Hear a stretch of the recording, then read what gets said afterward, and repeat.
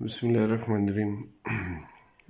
Next chapter आपका जो है ना फर्स्ट ईयर वालों का, वो ग्रुप थ्योरी है। मतलब ग्रुप थ्योरी तो चैप्टर का नाम नहीं है।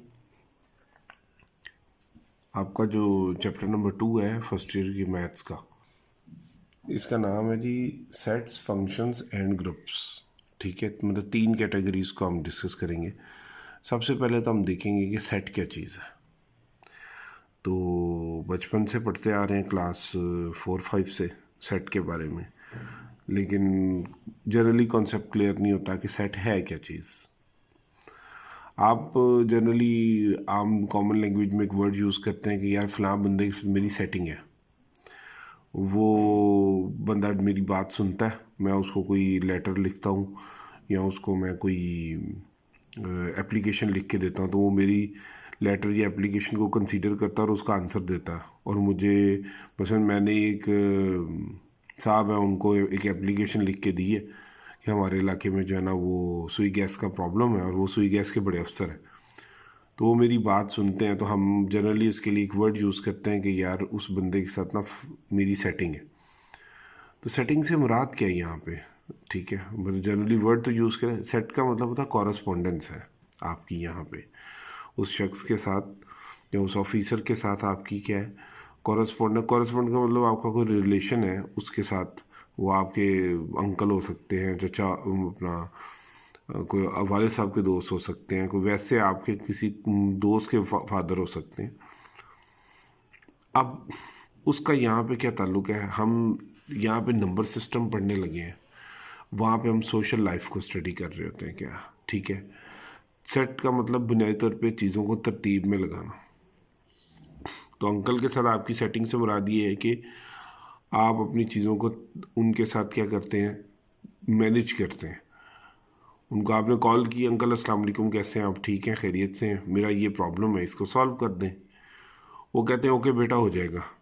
तो कुछ आपने उनसे रिक्वेस्ट की, उसके कॉरस्पॉन्डिंगली उन्होंने आंसर में ओके कर दिया। तो ये कुछ इनपुट थी, तो उनकी तरफ से कुछ आउटपुट आ गई। अब ये तो सोशल लाइफ में आपने सेट की देख ली। मैथमेटिक्स में ये एक मैथमेटिशियन है, कार्नेट, जॉर्ज कार्नेट, इसने इसको इंट्रोड्यूस किया। George Cantor was a mathematician who created set theory. मतलब इसे सेट थ्योरी को इंट्रोड्यूस कराया कुछ 19वीं सेंचुरी में।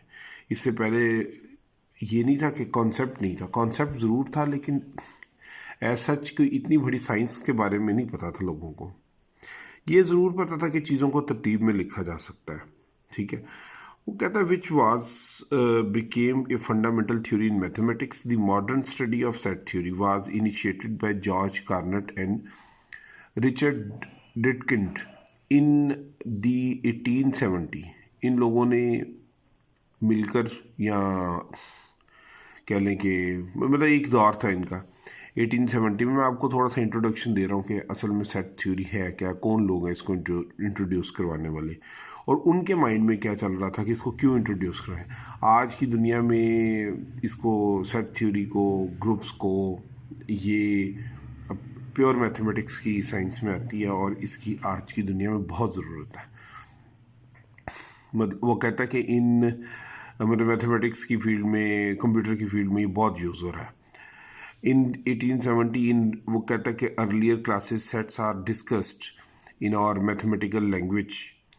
Everything in this universe whether living और non living is called an object.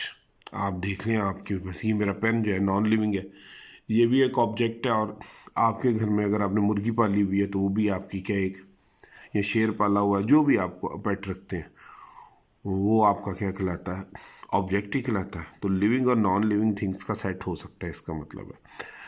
और a set is collection of well defined distinct objects. Distinct कहते हैं क्लियर, ऐसे ऑब्जेक्ट्स जिनमें ड्यूलिटी ना हो। ड्यूलिटी का मतलब है कि डबल ना हो, 2 बार रिपीट ना हो। मेरे पास एक पेन है और ये मेरे पास एक पेन है, ऐसे वर्ड्स ना यूज़ किए जाएँ।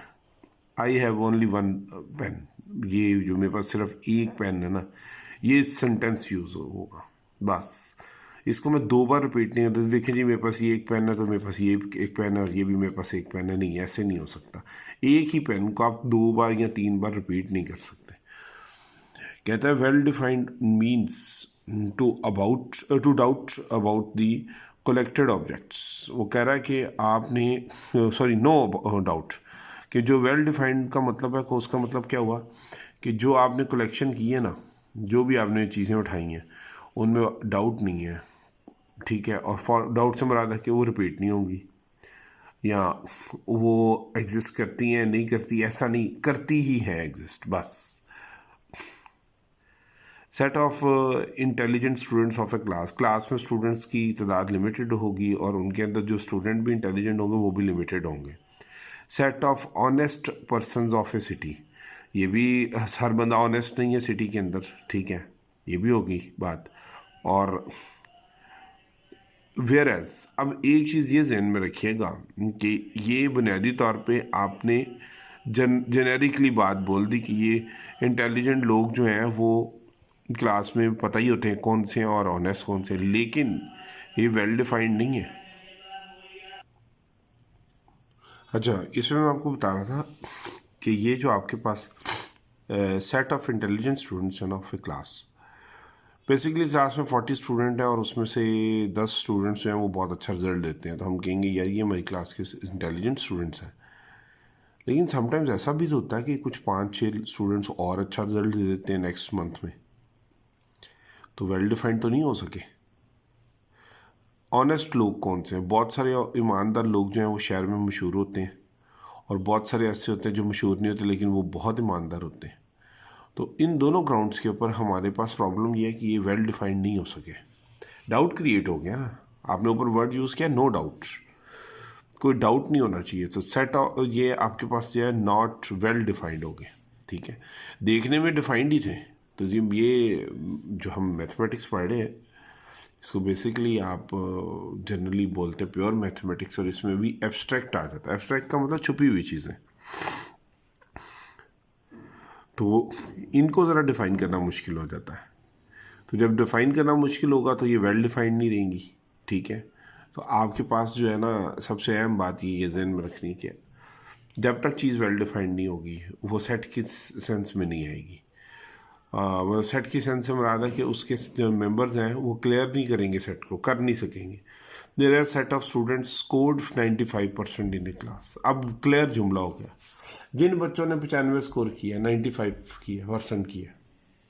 अब 95% करने का मतलब ये है कि अब कोई बच्चा वो इंटेलिजेंट था या नहीं था, उसे चीटिंग करके किए हैं, विदाउट चीटिंग से किए हैं, जैसे भी किए, उसने 95% मार्क्स ले लिए, ठीक है, तो वेल डिफाइंड हो गया वो।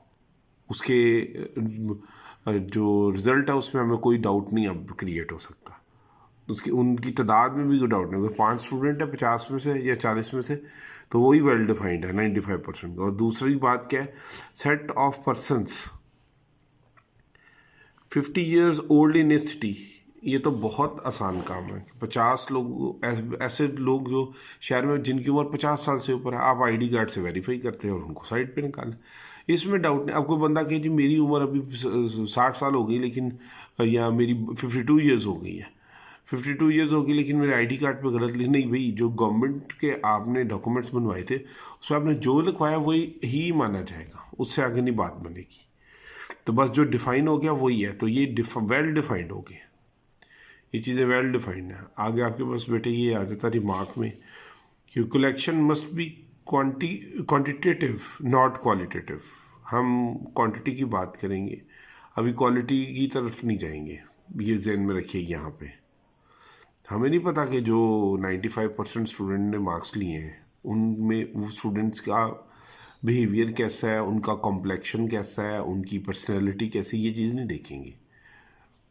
हम सिर्फ ये देखेंगे, हो सकता है वो उनमें से 2 स्टूडेंट्स ऐसे हों जो मिसबिहेव करते हों क्लास में, लेकिन ये क्राइटेरिया नहीं है, तो क्वालिटी की तरफ नहीं देखेंगे हम लोग, हम सिर्फ क्वांटिटेटिव हम ये नहीं देखेंगे 50 साल का बंदा हो गया ऊपर तो वो फिट है कि नहीं है, उसको शुगर तो नहीं है, ये चीज़ें नहीं देखेंगे, ये क्वालिटी की सेंस में। हम क्वांटिटी सिर्फ देख रहे हैं, मिकदार गिन रहे हैं चीज़ों को।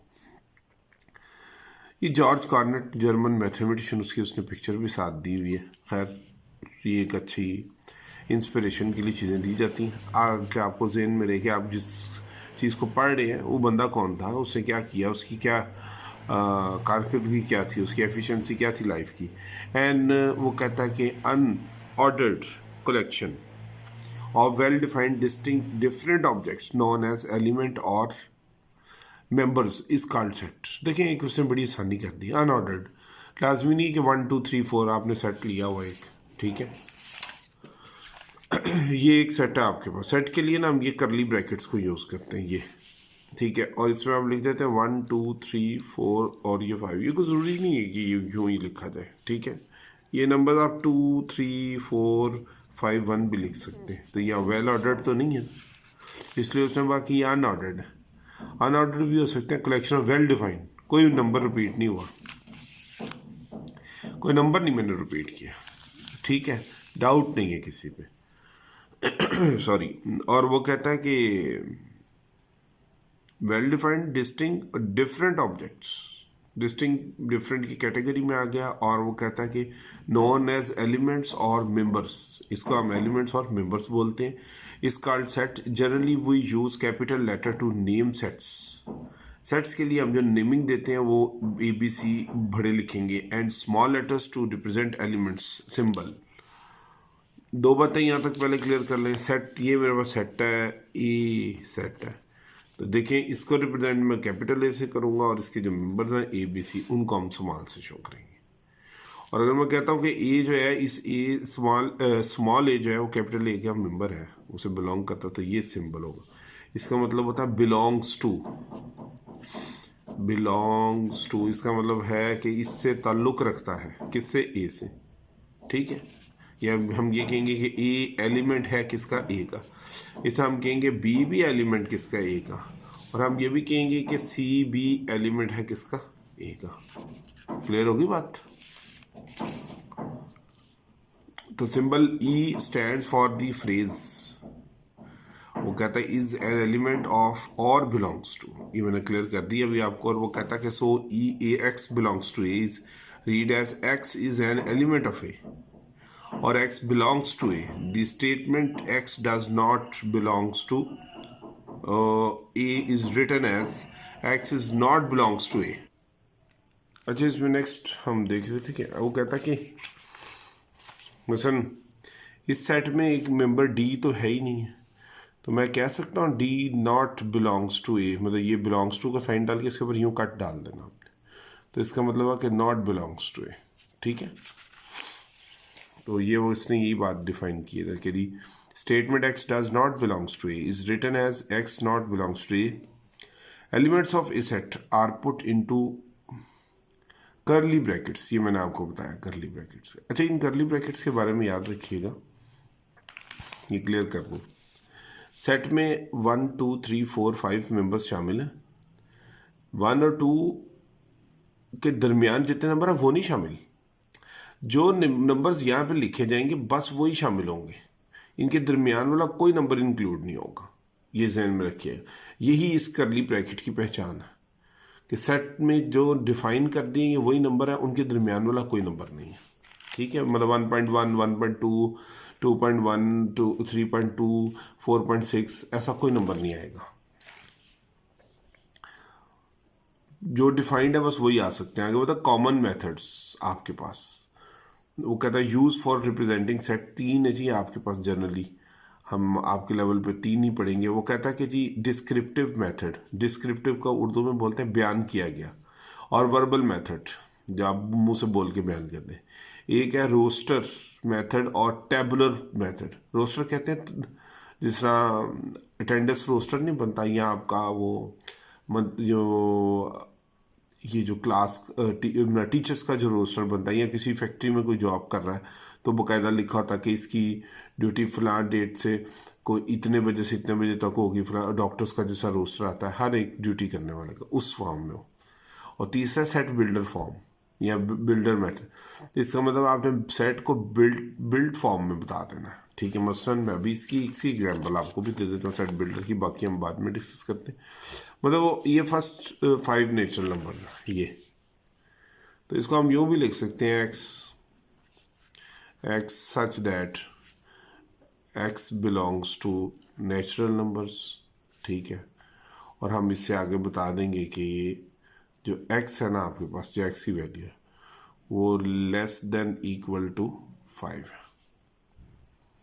अब 5 के बराबर भी है, उससे कम भी है, तो उससे कम कौन कौन से हैं, ठीक है। वो आपके पास यहाँ इसको यूँ भी लिख सकते हैं, ये भी ठीक है।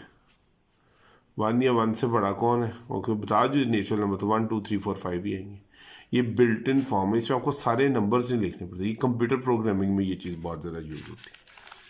अभी आपका ये पेज 1 कवर किया मैंने बेस बनाने की कोशिश की है कि आप लोगों की सेट थ्योरी से रिलेटेड जो है, क्योंकि सेट पढ़ते आते हैं लेकिन सेट के बारे में सही पता नहीं लग रहा था कि सेट के बारे है क्या चीज़। नेक्स्ट देखते हैं जी काइंड ऑफ सेट्स, सेट्स की क्या काइंड्स है। अच्छा बिस्मिल्लाहिर्रहमानिर्रहीम, आगे आपके पास है काइंड्स ऑफ सेट। सेट की काइंड्स क्या हैं, तो कहते हैं डिफाइन डिस्क्रिप्टिव सेट।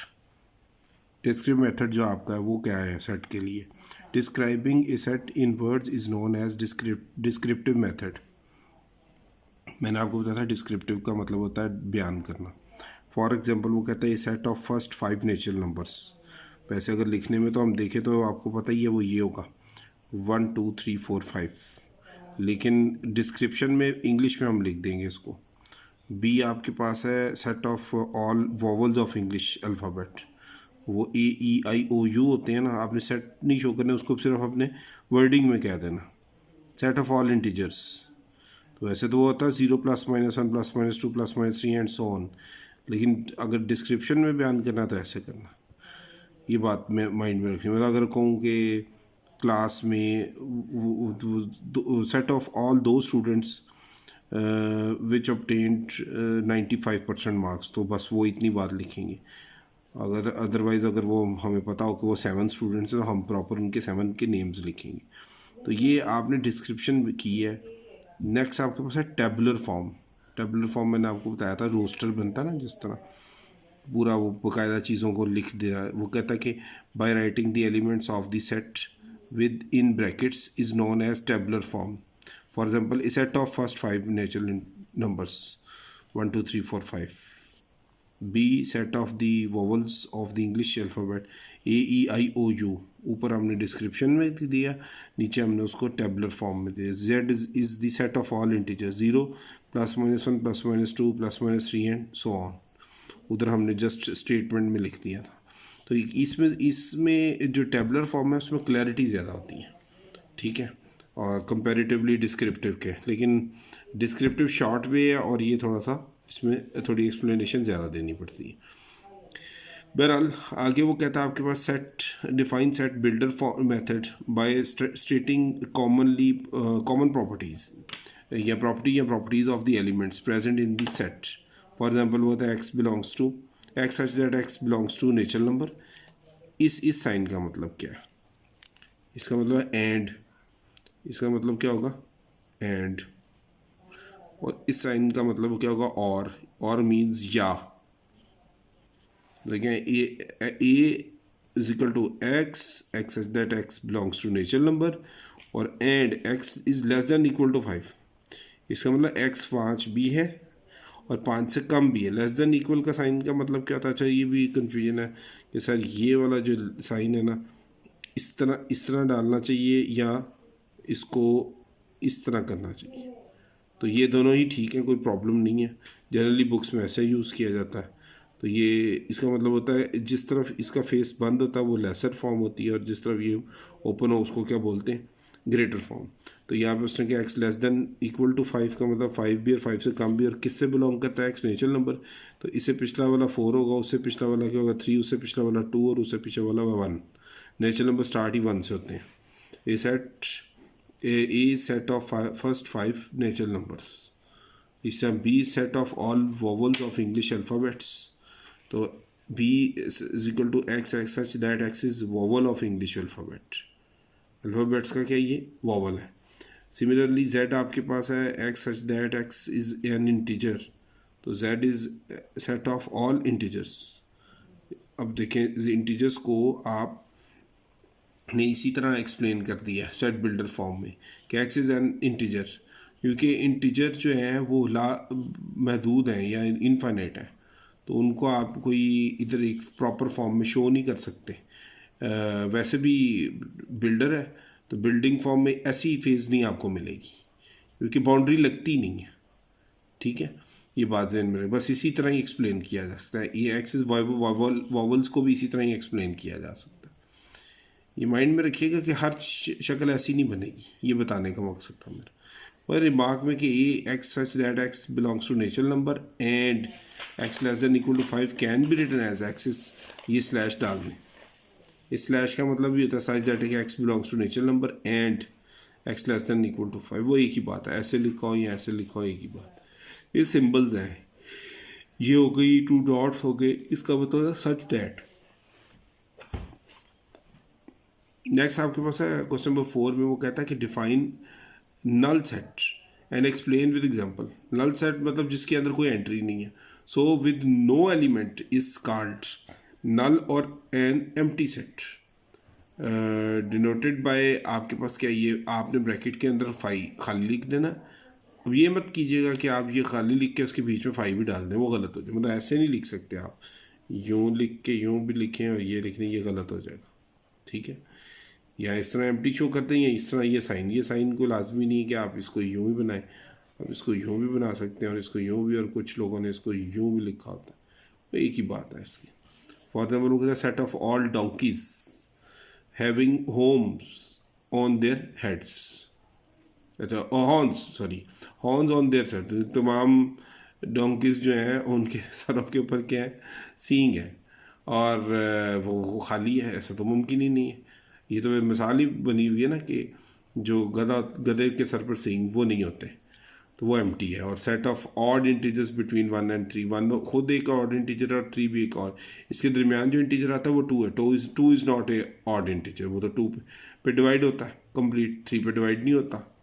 और मतलब 3 तो नहीं सीखेंगे, बस ये कहेंगे कि जो 2 पे ना डिवाइड होते हैं, तो जो 2 पे ना डिवाइड होते हैं वो 1 और 3 हैं। 2 तो 2 पे डिवाइड होता है ना, तो वो फिर इवन इंटीजर हुआ, वो ऑड इंटीजर ना हुआ। 5 is equal to x such that x is an natural number between 1 and 2। X क्या है, 1 और 2 के बिटवीन में क्या नेचुरल नंबर है, वो ढूंढना है आपने, तो वो एम्प्टी है, कोई नेचुरल नंबर नहीं। तो 1 खुद एक नेचुरल नंबर, उसके बाद 2 है, 1 और 2 के दरमियान तो कोई नेचुरल नंबर ही नहीं है। तो ये आपकी 5 सेट की भी साथ ही एक्सप्लेनेशन कंप्लीट हो गई। बस ये याद रखिएगा, मैं बार बार बता रहा हूँ कि ये एम्प्टी लिख दें या 5 लिख दें, एक ही बात है। ये ना हो उसके अंदर आपने 5 लिख दें, वो गलत हो जाएगा, ऐसे ये पॉसिबल नहीं है।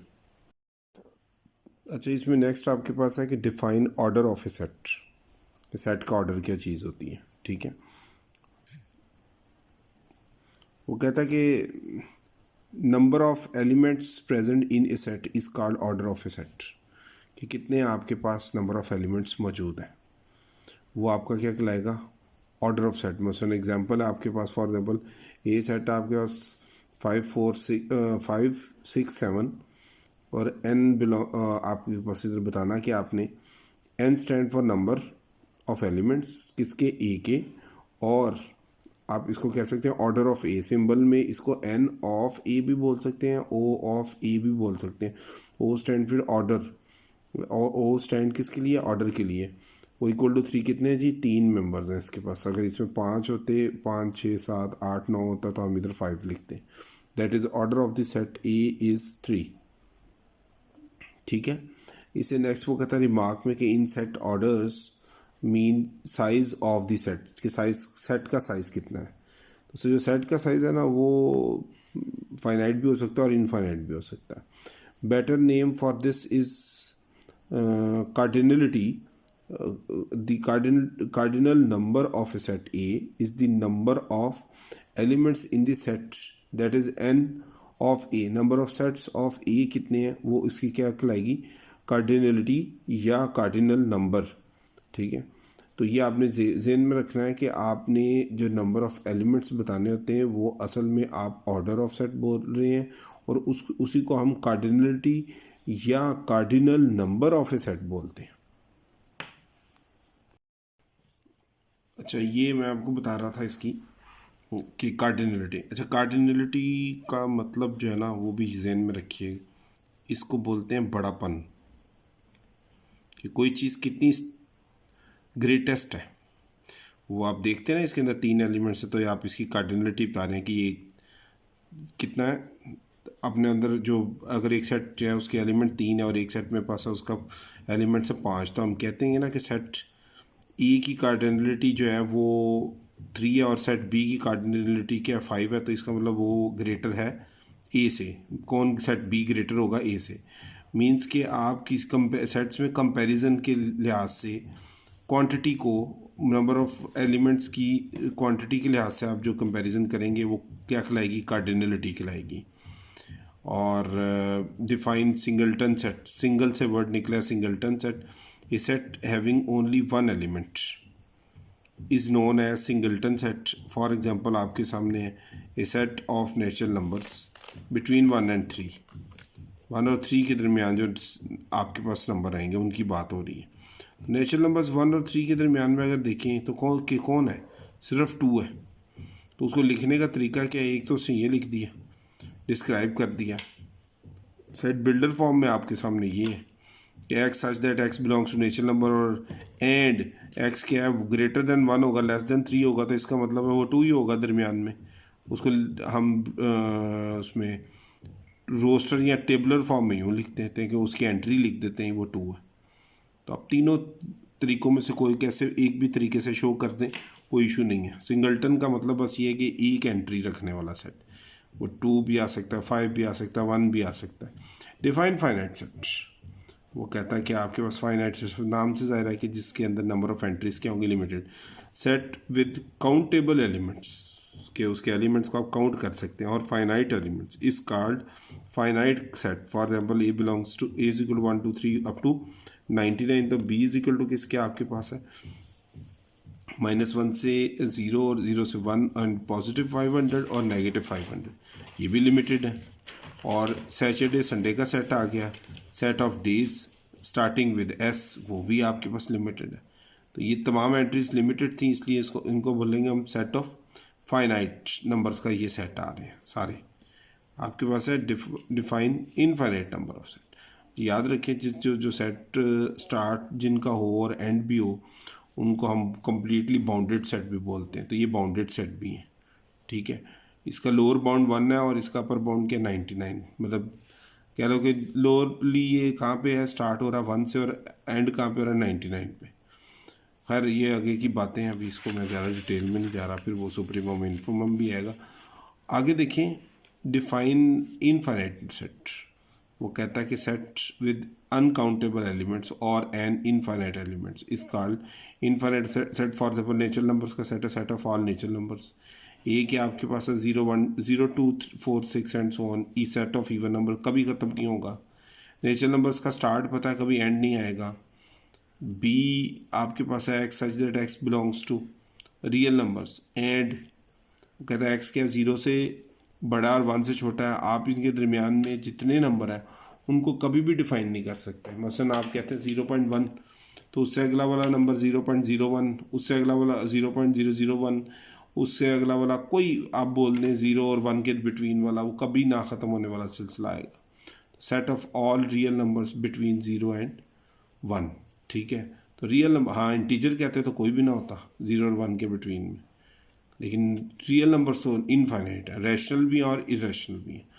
और रियल नंबर्स की डेफिनेशन भी ये है कि सम ऑफ रैशनल नंबर्स और इरेशनल नंबर्स, और नहीं मतलब and sum of rational numbers and irrational numbers is called real numbers. Define equal sets and explain by example. तो ये तो बहुत सिंपल है कि 2 सेट्स हैं A and B are set to be equal if they have same elements और same order. सारी बात एलिमेंट सेम है तो फिर ऑर्डर भी सेम होगा, जनरली ऐसा ही होता है। देख लें फॉर एग्जांपल ए है set of first 5 natural numbers हैं और बी क्या 1 2 3 4 5, then A is equal to B है। आपको पता उसकी बॉडी भी बराबर है, उसकी बॉडी भी इक्वल है, बॉडी से मुराद है कि नंबर ऑफ एलिमेंट्स। तो 2 sets are equal if and only if. वो कहता है कि only if and only if both are subsets of each other. तो ज़रा देखें ए क्या है आपके पास है, बी का सबसेट भी है, और बी क्या है वो भी ए का सबसेट है, क्योंकि ए के मेंबर्स भी तो यही है ना, उसे लिखे नहीं है। उसको भी आप लिख लें 1 2 3 4 एंड 5। तो ये लेकिन प्रॉपर सबसेट नहीं है। ये इसका सबसेट तो है, प्रॉपर सबसेट नहीं। ये इसका भी सबसेट है लेकिन प्रॉपर सबसेट नहीं है। तो बस ए इज इक्वल टू बी है और बी इज इक्वल टू ए। जब ये तभी हो सकता है जब एलिमेंट्स की तादाद भी बराबर हो और उनका ऑर्डर भी सेम हो।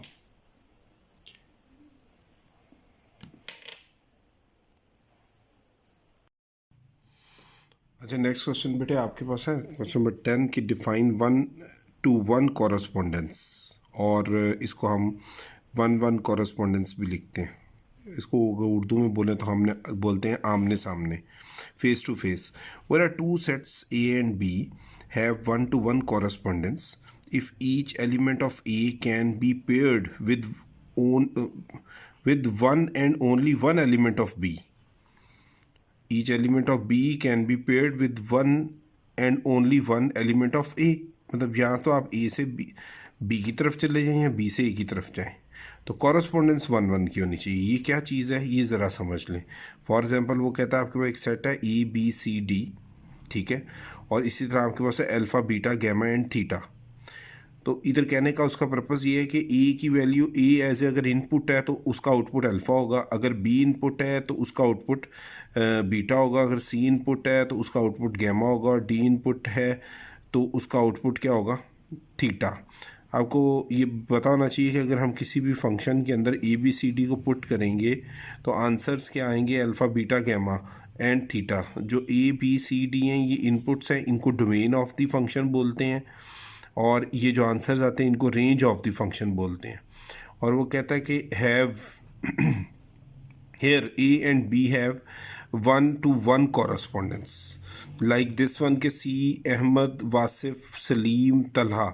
तो इधर है उज़मा आलिया सरिश और नवीरा और मिशाल। इसमें 1-to-1 कॉरस्पॉन्डेंस नहीं है क्योंकि अहमद का उज़मा और वासिफ का कॉरस्पॉन्डेंस है आलिया के साथ, सलीम का सरिश के साथ, तलहा का नवीरा के साथ, लेकिन मिशाल जो है वो उसकी कॉरस्पॉन्डेंस में कोई भी नहीं है। तो हेयर हम कहेंगे कि C and D do not have 1-to-1 correspondence. A 1-to-1 correspondence cannot be established between a finite and an infinite set. क्योंकि अगर अभी यहाँ पे देखें तो ये दोनों सेट फाइनाइट हैं, यही कॉरस्पॉन्डेंस नहीं पैदा कर पा रहे क्योंकि इसका ऑर्डर क्या है 4 और इसका कितना है 5। वो 4 ऑर्डर रखता है, ये 5 ऑर्डर रखता है, इसकी कॉरस्पॉन्डेंस नहीं, हालांकि दोनों सेट के हैं फाइनाइट है। तो अगर इनफाइनाइट सेट हो एक, मतलब ये फाइनाइट हो और ये चलता ही जा रहा हो, तो तब कैसे कॉरस्पॉन्डेंस पैदा हो सकती है। अब थोड़ी सी इसकी मैं आपको एग्जांपल देता हूँ ताकि आपको ये प्रॉब्लम भी क्लियर हो कि ये बेसिकली जो 1-to-1 कॉरस्पॉन्डेंस है इसका पर्पज़ क्या है, कहने का यहाँ पे कहना क्या वो चाह रहा है। अच्छा, ये देखिए आपके पास जिस तरह आप एक फंक्शन लिया y is equal to 1/x, तो आप x की वैल्यू -1 पुट करें इसमें तो y क्या आएगा, -1 आ जाएगा। -1 नीचे आएगा ना, 1/-1 -1 नहीं होता है। 0 पुट करेंगे किस चीज़ के नीचे 0 आया तो वो क्या आ जाता है, इनफाइनाइट। तो 1/0 क्या आ जाएगा, इनफाइनाइट। फिर आप 1 रखेंगे तो 1/1 क्या आएगा, 1 आएगा। तो देखिए इसकी कॉरस्पॉन्डेंस तो इसके साथ बन रही है और इसकी भी बन रही है, ये नहीं बन रही क्योंकि ये कोई नंबर नहीं होता। Infinity is not a number, तो ये 1-to-1 कॉरस्पॉन्डेंस नहीं है। तो ये इसमें बताना चाह रहे हैं कि असल में इस चैप्टर का नाम जो है, आप जो चैप्टर पढ़े, सेट्स भी है, इसमें फंक्शंस भी हैं और ग्रुप्स भी हैं। तो अभी ये जो बात की है ना हमने 1-to-1 की या 1-on-1 की, ये हमने फंक्शन से रिलेटेड बात की है, डोमेन रेंज से रिलेटेड बात की है। नेक्स्ट आपके पास आता है वो कहता है कि ये आपकी 11 शॉर्ट क्वेश्चन 11 है कि डिफाइन इक्विवेलेंट सेट्स। इक्विवेलेंट का मतलब क्या है, इक्वल, और इक्विवेलेंट सेट से मुराद ये यहाँ पे क्या है, वो कहता है 2 sets will be equivalent if 1-to-1 correspondence can be made between the them. For example A set दिया और बी सेट दिया हुआ है, तो वो कहता है A and B are equivalent sets.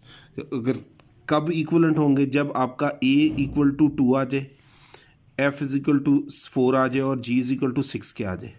इसी तरह let C is equal to, अब और ऑर्डर सेम है ना, शर्त ये है कि ऑर्डर सेम है। और इसी तरह आपके पास क्या है 1 2 3 एंड सो ऑन, और ये 100 है, तो ये नॉट इक्विवेलेंट सेट है क्योंकि ये तो चलता जा रहा है, इसकी तो कोई लिमिट ही नहीं है सी की, और डी की तो 100 पे रुक रहा है। तो ये तो पहले 100 के इक्वल तो आ जाएगा, उसके बाद क्या करेंगे, तो C and D are not equivalent sets. Remark में वो कहता है if A is equivalent to B then it is written as A इस, ये वाला जो साइन है ना ये इक्वलेंट का साइन होता है, इसको टिल्डा भी बोलते हैं, ठीक है। तो ये आप मद्दा की तरह जिस तरह होता है ना वो साइन है, और ए क्या ये वाला साइन भी यूज़ किया जाता है। 3 लाइन्स लगा दी जाती हैं, 1 2 3 इक्वलेंट की, ये तीनों लाइन्स हैं। तो 2 equal sets are necessarily equivalent but may और मे नॉट बी इक्वल। वो कह रहा है कि 2 इक्वल सेट जो है नेसेसरली इक्वलेंट ज़रूर हो सकते हैं, लाजमी नहीं है कि वो इक्वल भी हों, ठीक है। ये बात ज़हन में रखिएगा रिमार्क में कि इक्वलेंट से मुराद क्या है कि उनके नंबर ऑफ एंट्रीज बराबर है दोनों तरफ। अगर कंफर्म हो के ई वाकई 2 है और एफ 4 है और जो जी है वो 6 है, तो तब हम इसको इक्वलेंट सेट भी कहेंगे और इक्वल सेट भी कहेंगे। और अगर ये बराबर नहीं होंगे तो हम इसमें कॉरस्पॉन्डेंस तो पैदा कर सकते हैं, तो उस बेस के ऊपर हम ये कहेंगे ये इक्वलेंट सेट हैं लेकिन इक्वल नहीं होंगे। और 12th आपका जो शॉर्ट क्वेश्चन है उसके अंदर वो होता है define sets of a set, subset of a set. तो वो कहता है if every element of A is an element of B then A is subset of B. वो कहता है कि जो हर ए का एलिमेंट जो है ना वो बी का क्या हो, बी में भी मौजूद हो, तो हम ए को बोलेंगे कि वो बी का क्या है, सबसेट है। अब ये कोई उसने शर्त नहीं रखी कि जो ए के एलिमेंट है वो तो बी में मौजूद है, लेकिन ये शर्त नहीं रखी कि बी के भी सारे एलिमेंट ए में हो। तो A is a subset of B, mathematically ये साइन यूज़ किया जाएगा। ये सबसेट का साइन होता है ये वाला, ये यूं करके और नीचे उसने एक लाइन लगा। इसका मतलब है कि ए बी के का सबसेट भी है और ए बी के इक्वल भी है। तो वो कह रहा है दिस कॉरस्पॉन्ड्स, ये कॉरस्पॉन्ड्स का साइन होता है दोनों का, कि एक्स बिलोंग्स टू ए और एक्स ही बिलोंग्स टू बी है। और वो कह रहा है इसी तरह ए सबसेट है किसका, बी का। इफ़, इस आई डबल एफ का मतलब होता है if and only if. If and only if का मतलब होता है कि जो चीज़ आप फॉरवर्डली प्रूव कर रहे हैं वो रिवर्सली प्रूफ भी हो। तो वो कहता है इफ़ एंड ओनली इफ़ के एक्स बिलोंग्स टू ए तो एक्स बिलोंग्स टू बी भी हो। इस चीज़ को आप माइंड में रखिएगा। ये थोड़ा सा ना जो सबसेट की डेफिनेशन है इसके अंदर थोड़ी सी कॉम्प्लेक्सिटी है, तो इसको पूरे को आप अच्छे तरीके से समझें। आगे वो कहता है इसी में ही हमें कि रिमार्क में कि A subset of B read as A subset of B, और इसको हम यूँ भी कह सकते हैं कि read as B is super set of A. Super यूँ अगर हम इसकी साइन को, सुपर सेट का मतलब है कि बी ए के सारे एलिमेंट्स अपने अंदर कंटेन करता है। और वो कहता है ए इज़ सबसेट और not equal to B means read as A is not subset of B. इसका मतलब है ए के सारे एलिमेंट्स जो हैं वो बी में मौजूद नहीं है। और when A subset of B then हम कहेंगे कि n of A is less than equal to n of B, मतलब number of elements of set A ये बराबर होंगे number of set of B के, या उससे क्या होंगे, लेसर होंगे। लेसर होंगे तो प्रॉपर सबसेट होगा, अगर बराबर होंगे तो वो इम्प्रॉपर सबसेट होगा। ये थोड़ी सी कॉन्सेप्ट आगे भी चल के क्लियर भी होगा आपका। That is number of elements of A less than और इक्वल टू बी। अगर लेस देन होंगे तो फिर हम उसको बोलेंगे प्रॉपर सबसेट ऑफ बी, और अगर बराबर होंगे तो फिर हम कहेंगे वो क्या है, improper subset of B. Every set is subset of itself. अगर देखा जाए तो ए ही कोई ए सेट है आपके पास, लाइक दिस वन, ये जो भी पीछे आप एग्जांपल्स करते आए कि ये सेट ए है आपके पास ए बी सी, तो अपने अंदर ये सारे ए बी सी भी रखता है ना, तो ये अपना ही सबसेट भी है। तो हम कह सकते हैं कि सबसेट ऑफ ए, और इसे को इधर लिखते हैं तो इससे भी कोई फ़र्क नहीं पड़ता, वो बात तो एक ही है, सिंबल ही सेम ही रहनी है। with every set is subset of itself whereas empty set phi is subset of every set। Her set के अंदर एक फाई सेट ज़रूर मौजूद होता है। फाई का मतलब होता है एम्प्टी सेट, तो एम्प्टी सेट तो हर सेट का हिस्सा होता है। Possible subsets can be calculated as 2 की पावर n। वो कहता है कि पॉसिबल सबसेट्स किसी भी सेट के कैसे बन सकते हैं, 2 की पावर n से। दैट इज़ 2 की power number of elements present in the set. Set के अंदर अगर हमारे पास 3 एलिमेंट्स मौजूद हैं तो 2 की पावर 3 का मतलब सबसेट हम कितने बना सकते हैं, उसके 8, या हम बनाएंगे सारे अभी आगे चल के ना, अभी तो सिर्फ आपको इसकी कॉन्सेप्ट दे रहा हूँ इस चीज़ की। अच्छा बेटे, इसमें आगे आप लोग देख रहे थे कि सबसेट कितने हो सकते हैं एक सेट के। एक तो वे ये है कि ये एक सेट है, उसके 1, 5 एंड 8 मेंबर्स हैं, ठीक है। तो हम यूँ करें कि यूँ बनाना शुरू करें इसके सबसेट। फाई तो जो फाई है ना, फाई ये हर सेट का सबसेट होता है, मतलब कि कुछ भी ना हो तो फाई तो हर टाइम प्रेजेंट होता है ना, ठीक है। सेट में कोई मेंबर नहीं होगा तो वो एम्प्टी तो होगा, सिंपल वर्ड में। 1 भी इसका मेंबर है, 5 भी इसका मेंबर है, 8 भी मेंबर है। अच्छा, एक तो ये किया हमने कि बारी बारी शो कर दिया 1 को, 5 को और 8 को, एक एक मेंबर को। फिर मैं पेयर वाइज चलूँगा। वो क्या है, 1 और 5 को ले लेते हैं, फिर उसके बाद हम क्या करते हैं 1 और 8 का कॉम्बिनेशन बना देंगे, फिर बेटे 5 और 8 का बन जाएगा। और पॉसिबल कॉम्बिनेशन आखिरी रह जाता है कि सेट इटसेल्फ 1, 5 एंड 8। अच्छा, अब इसमें देखें आपके सामने कि 1, 2, 3, 4, 5, 6, 7, 8, तो ये 8 आपके पॉसिबल सबसेट बन रहे थे। और जो भी हमने फार्मूला पीछे देखा 2 की पावर n का, n मैंने बताया नंबर ऑफ एलिमेंट्स, ए के अंदर टोटल नंबर ऑफ एलिमेंट्स कितने हैं 1, 2 एंड 3, तो 2 की पावर 3 कर लें तब भी 8 निकलते हैं, और अगर मैन्युअली इसको हम निकाल के देखें तो तब भी निकले। ये तो आपके पास मेंबर 3 थे ना, अगर इधर 8-10 मेंबर हो जाए तो उनको निकालना बहुत लंबा टाइम लगता है, मतलब वो लेंथी हो जाएगा काफ़ी, तो उसमें टाइम लगेगा। तो ये आपके पास ये एक फार्मूला आ गया 2 की पावर n, जो भी आंसर आएगा जितने नंबर ऑफ एलिमेंट्स होंगे उसको 2 की पावर में लिखेंगे, तो आपके पास पॉसिबल सबसेट्स आ जाएंगे आपके पास उस सेट के। There are 2 types of a subset. से एक सबसेट की कितनी टाइप्स हैं, 2 हैं जी।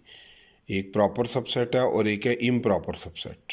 मैंने ये बात पीछे भी की थी, अभी दोबारा हम इधर इसको डिटेल से पढ़ेंगे। यहाँ पे वो कहता है डिफाइन प्रॉपर सबसेट, कि आपका जो प्रॉपर सबसेट है वो क्या चीज़ होती है। ये मैंने आपको पीछे बताया था, इधर आपको फिर एक दफ़ा डिटेल से देखते हैं और बताते भी हैं। पहले डेफिनेशन की तरफ जाने से पहले ये देखें, सेट ए बी सी, ए ले लें, उसके मेंबर्स हैं 1, 2, 3। वो कहता है इज सब सेट ऑफ बी, बी के मेंबर्स के 1, 2, 3, 4। आपने ये चीज़ देखनी है कि ए के तमाम एलिमेंट्स बी में मौजूद हों, वो हैं, और उन तमाम एलिमेंट्स के अलावा एक कोई एक्स्ट्रा एलिमेंट हो, या 4 हो जाए, 5 हो जाए, 6 हो जाए, 1000 हो जाए, कोई प्रॉब्लम नहीं। बस इन 3 मेंबर्स के अलावा एक मेंबर आ गया तो ए प्रॉपरली उसकी पॉकेट में आ जाता है।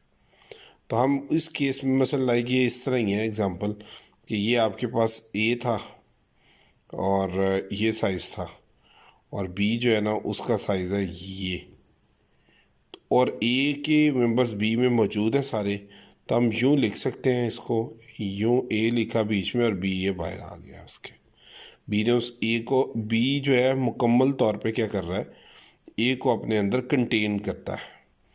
तो ज़रा देखिए आपके पास है, तो इसलिए हम कहेंगे मैथमेटिकली ए सबसेट है बी का। इफ़ एक्स बिलोंग्स टू ए, जो एक्स के एलिमेंट्स हैं 1, 2, 3 वही बिलोंग्स टू बी कर रहे हो, but A is not equal to B. तो वो जो पीछे सिंबल यूज़ की थी ना हमने, आपको याद होगा कि मैंने ये कहा था कि ये सिंबल होती प्रॉपर सबसेट की। अगर ये साइन आ जाएगा ना तो फिर ये प्रॉपर सबसेट नहीं होगा। तो ये ज़रा देख लें आपके सामने, मैं दोबारा बता रहा हूँ कि ये सिंबल किसकी है, सबसेट की, ठीक है, प्रॉपर सबसेट की। और अगर ये चीज़ भी साथ आ जाती तो ये इम्प्रॉपर सबसेट है। अब ज़रा इसकी डेफिनेशन देखें ना कि A is called proper subset of B if A is subset of B. A B का क्या है, सबसेट है। दूसरी बात, at least one element of B does not belongs to A, वो ए में मौजूद ना हो, तो तभी वो आपके पास क्या होगा, प्रॉपर सबसेट होगा। रिमार्क में देखिए वो कहता है कि proper subset can be defined as if A is not equal to B but A is subset of B. तो हम ये यहाँ पे यूँ भी इसको सिम्बॉलिकली लिख सकते हैं कि A is subset of B यूँ, और ये लाइन डाल देंगे। इस कट का मतलब क्या होगा कि इक्वल नहीं है, सबसेट है, या आप इसको सिंपली यूँ भी कह सकते हैं सबसेट ऑफ बी, बस। तो वो कहता है खैर proper subset can be defined as A is not equal to B, A equal ना बी के ना हो, but A is subset of B, ठीक है।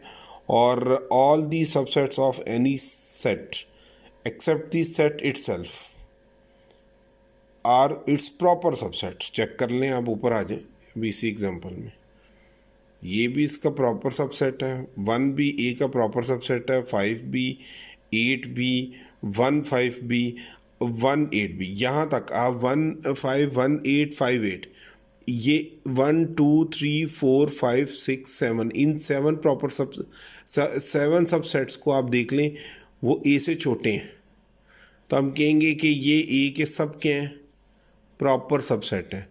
लेकिन ये जो 1 5 8 है ना, ये इम्प्रॉपर सबसेट है, क्योंकि ये उसके इक्वल भी है और उसका सबसेट के तौर पे भी एक्ट कर रहा है, लेकिन कोई एक्स्ट्रा एलिमेंट इसमें मौजूद नहीं है। तो इसके हिसाब से तो हम ये कहेंगे ये दोनों आपस में क्या हैं, इम्प्रॉपर सबसेट है। ठीक है, तो ये रिमार्क में इसने बात की थी यहाँ पे। और देयर इज़ नो, और आखिरी बात क्या कह रहा है कि थर्ड में के पॉइंट जो है कि there is no proper subset of an element of an empty set. Sorry, वो कहता है कोई भी एम्प्टी सेट ले लें, ठीक है। सपोज कि आपके पास एक सेट है सी और वो क्या आपके पास है एम्प्टी सेट है, तो वो कह रहा है कि there is no proper subset of an empty set. तो इसका जो सबसेट है वो भी फाई होगा, उसको चाहिए यूँ लिख लें। तो फाई इसके अंदर तो नहीं ना कंटेन करता, मतलब क्या है कि ये इक्वल जो है, ये सी और सी आपस में इक्वल है। तो मैंने भी बताया कि जो सेट इक्वल है वो प्रॉपर सबसेट नहीं हो सकते। सबसेट ज़रूर हो सकते हैं लेकिन प्रॉपर सबसेट नहीं हो सकते। नेक्स्ट आपके पास बेटे डेफिनेशन है, डिफाइन इम्प्रॉपर सबसेट। तो वो कह रहा है A is called an improper subset of B if A is subset of B. Second case A is equal to B. तो देख लें ये ए के मेंबर्स हैं, फॉर एग्जांपल 1 2 3 4 5 और बी के हैं 2 1 5 4 3। वो एक ही बात है, हमने स्टार्ट में पढ़ा कि रिपीट नहीं करने चाहिए, अरेंजमेंट चाहे आगे पीछे हो जाए। तो ए और बी आपस में इक्वल भी हैं और ए बी का सबसेट और बी ए का सबसेट है। तो हम कह सकते हैं कि मैथमेटिकली ए सबसेट है बी का और ए बी के इक्वल भी है। ठीक है, और हम क्या इधर से इफ़ की कंडीशन लगती है। इफ़ स्टैंड फॉर मैंने बताया था इफ़ एंड ओनली इफ़ के लिए, और जिसमें रिवर्स प्रूफ भी होता है कि एक्स बिलोंग्स टू ए तो एक्स बिलोंग्स टू बी भी होगा, तभी ये केस प्रूव हो सकता है, अदरवाइज नहीं। तो ये इम्प्रॉपर सबसेट की डेफिनेशन है। रिमार्क में आपके पास इसमें वो बता रहा है कि ये ले एवरी सेट, ये जो आपके पास है, every set has one and only one improper subset. सिर्फ एक ही होगा उसका इम्प्रॉपर सबसेट, और वो कौन है, वो इटसेल्फ है। Two equal sets are necessarily improper sets of each other. ये अभी आपने देख लिया, दोनों सेट इक्वल हैं ऊपर, तो वो यकीनन क्या है, इम्प्रॉपर सबसेट है।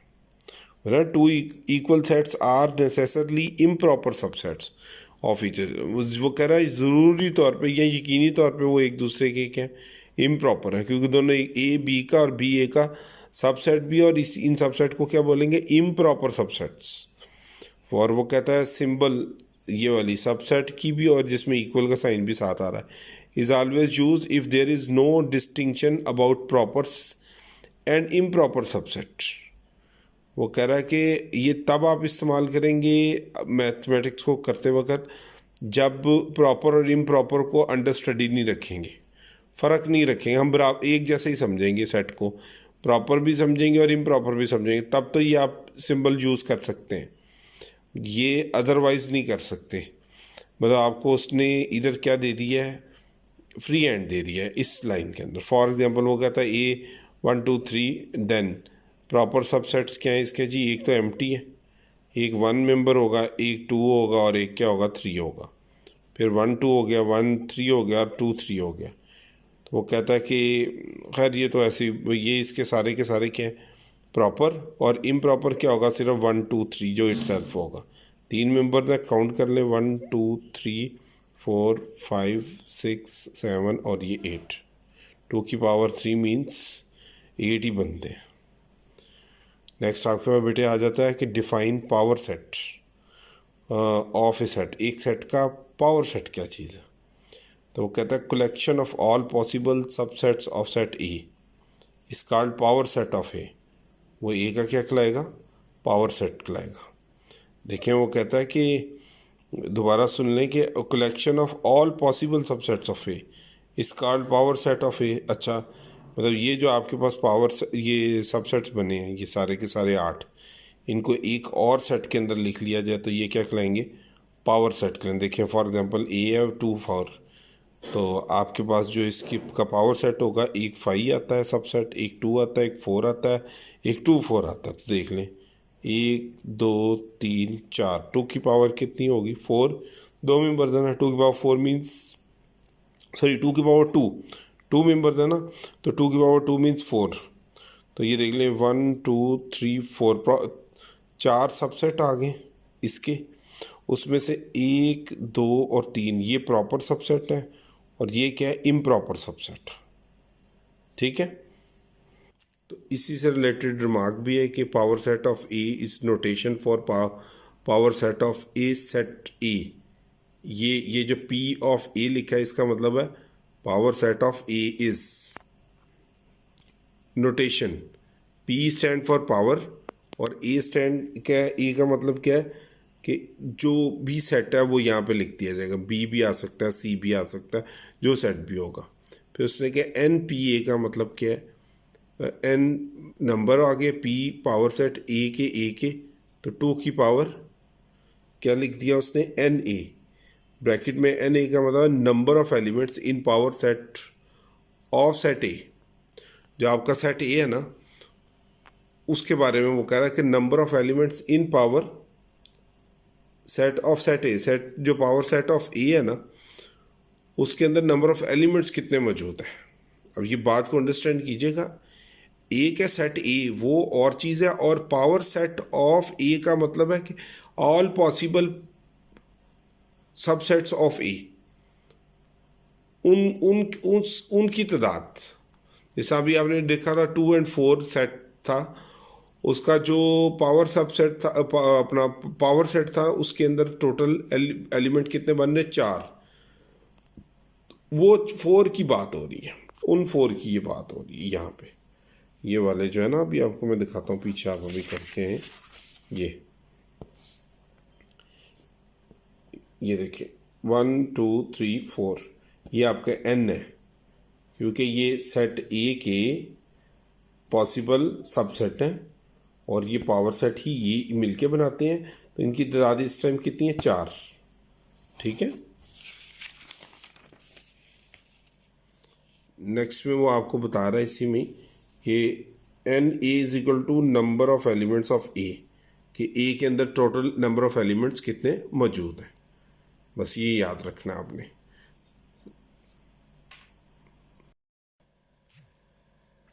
ले जी, इसमें नेक्स्ट आपके पास है लास्ट में डिफाइन यूनिवर्सल सेट, कि आपका यूनिवर्सल सेट क्या है। ऐसे इससे पहले what will be the power set of an empty set, ये क्या चीज़ होगी? तो देखिए power set of an empty set is singleton set. When B 5 है तो देन आप क्या लिख सकते हैं? Power of set of B कैसे लिखेंगे? आप उसको बीच में 5 लिख देंगे। अच्छा, इसकी ये सिंबल भी है और इसकी एक और सिंबल भी यूज़ होती है कि आप इसको यूं भी लिख सकते हैं। ये देखें 5 सेट को यूं, पावर सेट है ना, ठीक है। तो आप ये चीज़ जो थी ना, ये एक सिंगल चीज़, ये 5 के इक्वल ही है ना, तो 5 लिख दें चाहे ये वाले सिंबल डाल दें, वो एक ही बात है। तो वो कहता है power set of an empty set is a singleton set.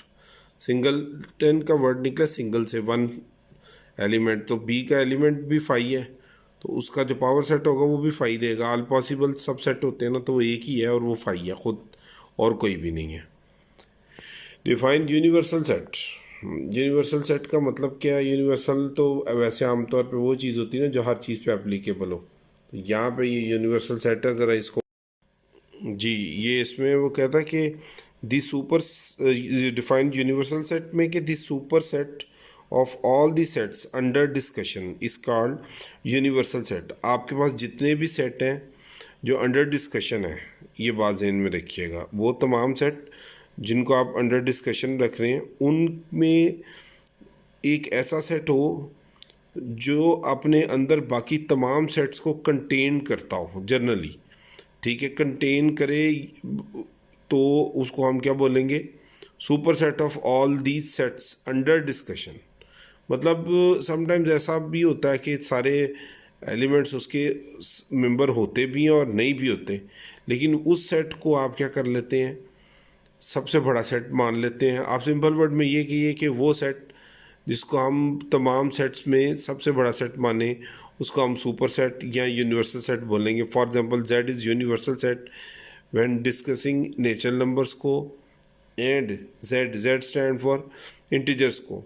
देखिए नम natural number 1 2 3 4 and so on चलते रहते हैं, और जो Z है ना आपके पास, उसमें सेट ऑफ इंटीजर्स को कहते हैं, उसमें तमाम पॉजिटिव इंटीजर्स भी आ जाते हैं, नेगेटिव भी आ जाते हैं और ज़ीरो भी आ जाता है। तो फिर देखिए सेट ऑफ नेचुरल नंबर्स को हम n से रिप्रेजेंट करते हैं, सेट ऑफ इंटीजर्स को हम z से रिप्रेजेंट करते हैं।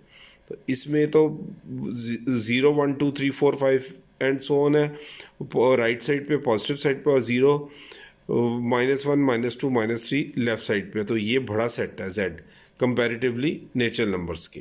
रिमार्क वो कहता है कि universal set is also known as universe of discourse. जो चीज़ आप इस टाइम अंडर स्टडी कर रहे हैं, अंडर स्टडी आपने रखा हुआ, वो यूनिवर्सल सेट है। वो कहता है उसको आप यूनिवर्स ऑफ डिस्कोर्स भी कह सकते हैं, कि बुनियादी तौर पे डिस्कोर्स का मतलब होता है बहस करना या गुफ्तगू करना। तो बेसिकली हम ये कहना चाह रहे हैं कि universal set is also known as universe of discourse, मतलब जिसको हमने अंडर स्टडी रखना है, जिसके ऊपर सारी एग्जामिनेशन होनी है आपकी। Generally universal set is denoted by you, उसको हम आम तौर पर यू से रिप्रेजेंट करेंगे, ठीक है। ये सिंबल्स हैं जो आपकी बुक में चलेंगी। एग्जांपल 1 है check that natural numbers 1 2 3 and so on and odd numbers 1 3 5 and so on are equal और इक्वलेंट। पीछे पढ़ के आए इक्वल और इक्वलेंट क्या है, एग्जाम्पल्स है 2.1 से रिलेटेड। ज़रा गौर करें, यहाँ पे वो बताएगा आपको कि आपके पास है 1 2 3 एंड सो ऑन, और ये 1 3 5 एंड सो ऑन। तो आप देख सकते हैं कि आपकी जो 1 की कॉरस्पॉन्डेंस है 1 से, 2 से की 3 से, और 3 की 5 से। तो N and O are equivalent sets because 1 to 1 correspondence made. मतलब ये चलते रहेंगे, 1 के अकॉर्डिंग 1, 2 के अकॉर्डिंग 3 और 3 के अकॉर्डिंग 5 चल रहा है, एंड ये सो ऑन चलते रहेंगे। इक्वलेंट तो है लेकिन इक्वल नहीं है, क्योंकि 1 तो 1 की इक्वल, लेकिन 2 is not equal to 3 and 3 is not equal to 5। तो वो कहता है n and natural number and odd number are not equal sets because their corresponding elements are not same. अब ये तो कह सकते हैं सेट्स का ऑर्डर सेम है, लेकिन सेट्स के मेंबर्स सेम नहीं है। तो वो कहता है एग्जांपल टू चेक ए, एक सेट है ई, उसके एलिमेंट्स है, सॉरी ये वाला कुछ एग्जांपल 2 में वो कहता है चेक सेट ए है आपके पास ABC, सेट B है CAB are proper improper subsets of C ABCD। Check करना है आपने कि ये जो A और B हैं ये इसके प्रॉपर या इम्प्रॉपर सबसेट्स हैं। A and B are proper subsets, क्योंकि A के एलिमेंट्स है ABC और C के एलिमेंट्स में D का इजाफा है। तो मैंने कहा था डेफिनेशन के मुताबिक एक कम से कम एक मेंबर एक्स्ट्रा हो जो जिस सेट को आप कंपेयर कर रहे हैं उससे। तो A के अंदर 3 है और उसके अंदर 4 है, और C तीनों कंटेन करता है। इस B के भी तीनों एलिमेंट, अच्छा ये देखिए B के एलिमेंट्स हैं CAB, वो भी C के अंदर मौजूद हैं। CAB मीन्स ABC, और D फिर भी एक्स्ट्रा ही है। तो फिर A और B जो हैं ये दोनों प्रॉपर सबसेट हैं किसके, C के। तो इसलिए उसने कहा कि A and B are proper subsets of set C, but A and B are equal. A और B आपस में इक्वल हैं, ये याद रखिएगा। तो A और B एक दूसरे के इक्वल हैं, तो इक्वलेंट B हैं। और एक और बात कि दोनों एक दूसरे के सबसेट भी हैं और इम्प्रॉपर सबसेट है। नेक्स्ट में एग्जांपल 3 आपके पास, इफ़ A आपके पास क्या है, ए बी एंड देन वो कहता है find P A, power set of A. तो ये कोई प्रॉब्लम नहीं, एक तो 5 एलिमेंट होता ही है हर सेट का, फिर एक बार ए लिख दीजिएगा, एक बार बी लिख दीजिएगा और एक बार ए बी लिख दीजिएगा। तो टोटल नंबर ऑफ एलिमेंट्स ए के कितने हैं 2, तो 2 की पावर 2 मीन्स 4, तो 4 सबसेट आने चाहिए थे, तो 1 2 3 4 आ गए। और 4 सबसेट में से 1 2 एंड 3 5 ए बी ये प्रॉपर सबसेट हैं, और ए बी ये जो है ये इटसेल्फ ए बी ही है, मतलब ए सेट ही है, तो ये इम्प्रॉपर सबसेट है इसका। नेक्स्ट एग्जांपल 4 है, वो कहता है इफ़ बी आपके पास है 1 2 3 then find power set of B. तो कितने एलिमेंट है जी इसके 3, तो 2 की पावर 3 मीन्स 8 सबसेट आएंगे बी के। तो देखें 5 1 1 फिर 2 भी लिखेंगे, फिर 3 लिखेंगे, फिर एक बार में कॉम्बिनेशन में 1 2 आएगा, एक बार में 1 3 आएगा, फिर 2 3 आएगा और लास्ट में 1 2 3 आएगा। तो 7 आपके पास जो 8 एलिमेंट्स बने हैं इस पावर सेट ऑफ बी के, उसमें 1 से लेके 7 तक जो है वो प्रॉपर सबसेट है बी के, और जो 8th है वो इम्प्रॉपर सबसेट है किसका, बी का। 8 से मुराद है 1 2 3 इटसेल्फ बी ही सेट है, तो ये इम्प्रॉपर है, बाकी सारा प्रॉपर है। एग्जांपल 5 में बेटे वो कहता है ए बी सी डी है, then power set of C find करना है। 4 एलिमेंट्स हैं, 2 की पावर 4 आएगा, 2 की पावर 4 मीन्स 16 सबसेट बनेंगे। तो देख लें आपके पास 5 है, एक बार में ए बी सी डी, या आप खुद देखेंगे सारा कॉम्बिनेशन उसने बनाया हुआ। इसमें देखिएगा 1 से लेके 15 तक जो इतने भी सबसेट्स हैं वो सारे के सारे क्या हैं आपके पास, अपना प्रॉपर सबसेट है बी सी के, जबकि जो 16th एलिमेंट है ना ए बी सी डी वो उसका क्या है, इम्प्रॉपर सबसेट है। तो ये याद रखिएगा, पावर सेट में जितने भी सबसेट आते हैं तमाम subset as a single element के तौर पे एक्ट कर रहे हैं। मतलब जैसा लाइक ये ए डी है, ये बी सी डी हो गया, ये एक एक एलिमेंट के तौर पे एक्ट कर रहे हैं। नो डाउट कि वो सबसेट है, लेकिन सबसेट जब पावर सेट के अंदर आएगा तो वो एक एलिमेंट के तौर पे एक्ट करना शुरू करेगा।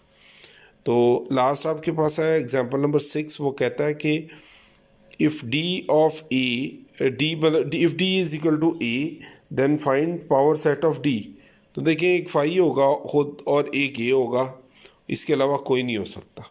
ठीक है, तो ये आप कह सकते हैं कि 5 इसका प्रॉपर सबसेट है, और वो जो ए है वो पी डी का क्या इम्प्रॉपर सबसेट है। और लास्ट में एग्जांपल 7 है ई, इफ़ ई आपके पास एम्प्टी है then find power set of E. ये अभी बात ऊपर हो चुकी थी कि power set of set 5 set itself 5, ये बात हमने ऊपर रिमार्क में बता दी थी। तो ये आपकी ना जो 2.1 है उससे रिलेटेड सारी एग्जांपल्स और सारी थ्योरी कंप्लीट हो गई है। ठीक है, तो अभी ये आपके पास 2.1 की एग्जांपल और थ्योरी कंप्लीट हो गई। अब नेक्स्ट जो है वो हम देखेंगे 2.1 की एक्सरसाइज में जो क्वेश्चन है उनको सॉल्व करेंगे। थैंक यू, अस्सलाम वालेकुम।